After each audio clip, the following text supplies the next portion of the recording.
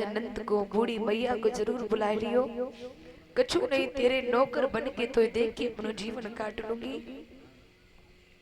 कन्हैया कहने लगी मैया तू कैसी बात करती है।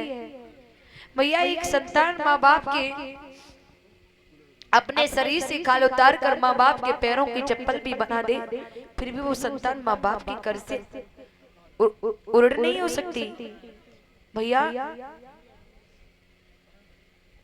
कन्हैया मैया को समझा रहे हैं और माताओं ये बात सत्य है। औलाद भले ही अपनी आंतें निकाल कर माँ बाप के गले की माला बनाकर डाल दे, फिर भी वो औलाद माँ बाप के ऋण से पूर्ण नहीं हो सकती है। एक बालक था, उस माँ ने बच्चे का पालन पोषण किया, पढ़ाया लिखाया। जब वो बालक पैदा हुआ था ना, तो वो बालक एक आंख से, यानी एक आंख थी एक आंख नहीं थी। तो माँ ने डॉक्टर से प्रार्थना की, निवेदन की कि भैया कछु कर मेरे लाला की दोनों आंखें सही कर दे। तो डॉक्टर ने कहा सुन माँ, तेरे बेटे की दोनों आंखें तो ठीक हो जाएंगी, लेकिन एक आंख अगर किसी की मिल जाए तो। माँ ने कहा भैया तू मेरी एक आंख निकाल ले, मैं लला की दोनों आंखें बनाए थे। माँ ने अपनी आंख बच्चे को दे दी, बच्चे को पढ़ाया लिखाया, बच्चा बड़ा बन गया। अब जब बड़ा बन गया, अब तो लोग जब उसकी माँ सामने आती है तो लड़के को शर्म लगती है, क्योंकि वो कानी है, एक आंख है उसकी। तो लड़के ने क्या किया, पढ़ाई जाकर के बड़े शहर में करने लगा। पढ़े इतना पढ़ा, माँ बाप ने इतनी मेहनत करके बच्चे को पढ़ाया, बच्चा बहुत बड़ा, बहुत बड़े पद पर यानी डीएम बन गया, एसडीएम बन गया। तो माँ ने सोचा मेरा बेटा बहुत बड़ा डीएम बन गया है, अब तो मैं अपने बच्चे की शादी करूंगी, अब तो सुकून से जिंदगी जीऊंगी। लेकिन बेटा ने कहा करो जहाँ जिस शहर में रहता था उसी शहर में किसी लड़की से राजी बाजी से शादी कर ली। माँ की खबर नहीं ली बिल्कुल भी। बेटा का एक दिन मैया ने फोन मांग करके लगवाया, भैया ये नंबर लगा दे, बहुत दिन हो गई मेरे बेटे से बात नहीं हुई है। फोन लगाया, बेटा मुझे तेरी बहुत याद आती है और तू विवाहियों की भी हो गया है, अब मुझे बहुत चिंता है तेरे विवाह की, मैं तेरी शादी कर देती, घर में बहू आ जाती।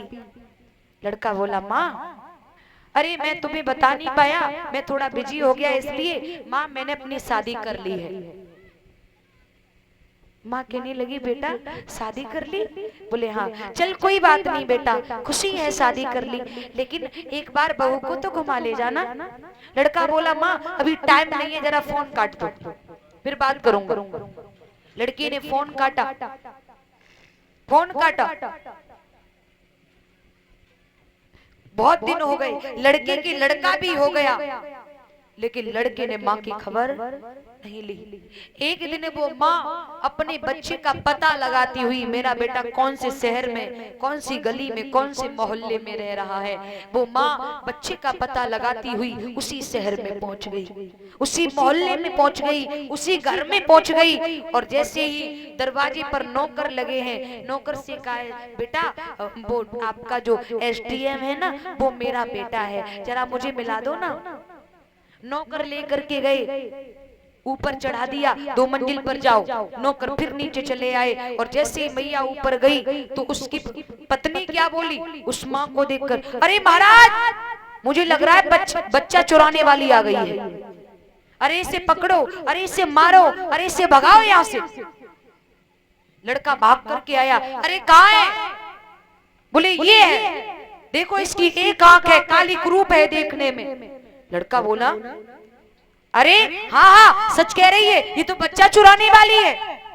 माँ कहने लगी बेटा मैं बच्चा चुराने वाली नहीं हूँ, मैं तेरी माँ हूँ, तेरी माँ। लड़का कहने लगा तेरा दिमाग खराब है, तू मेरी माँ है एक आंख की, अरे निकल यहाँ से। उसे शर्म लग रही थी अपनी पत्नी के सामने अपनी माँ को माँ कहने में, अरे निकल यहाँ से। माँ बोली बेटा मैं सच कहती हूँ, मैं तेरी माँ हूँ। लड़का बोला अरे मेरी माँ नहीं है, अरे तू निकल यहाँ से। माँ बोली बेटा हो सकता है मैं कहीं गलत जगह पर आ गई, हो सकता है, लेकिन बेटा बिल्कुल ठीक तेरी तरह ही शकल मिलती थी मेरे बेटे की। हो सकता है मैं भूल करके तेरी शकल देख करके मुझे हो सकता है गलत सोच गई मैं कि मेरा ही बेटा है। कोई बात नहीं बेटा, मैं जाती हूँ। हाँ निकल, कहाँ से आ गई काला क्रूप और एक आँखी, चल निकल यहाँ से। माँ बोली बेटा ठीक है जाती हूँ बेटा, लेकिन सच में कहती हूँ कि तेरा ही सा मेरा बेटा था, बिल्कुल तेरा ही सा मेरा बेटा था। इतना कह के माँ रोती हुई अटारी से नीचे उतर आई।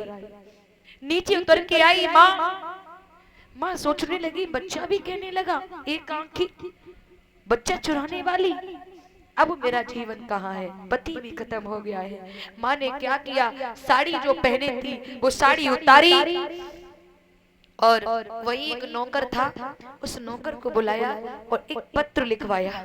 उस पत्र में लिखवाया कि बेटा जैसे तू कहानी कह रहा है ना, लेकिन मैं शुरू से कहानी नहीं थी, मैं शुरू से ऐसी नहीं थी।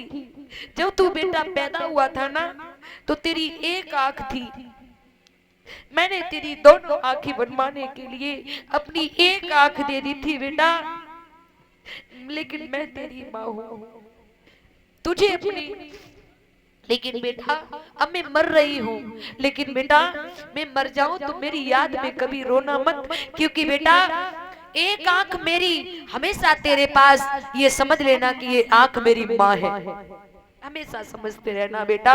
इतना कह के माँ ने उससे पत्र लिखवाया और नीचे लिखवा लिया बेटा हमेशा हंसते रहना, मुस्कुराते रहना, खुश रहना, मैं जाती हूँ।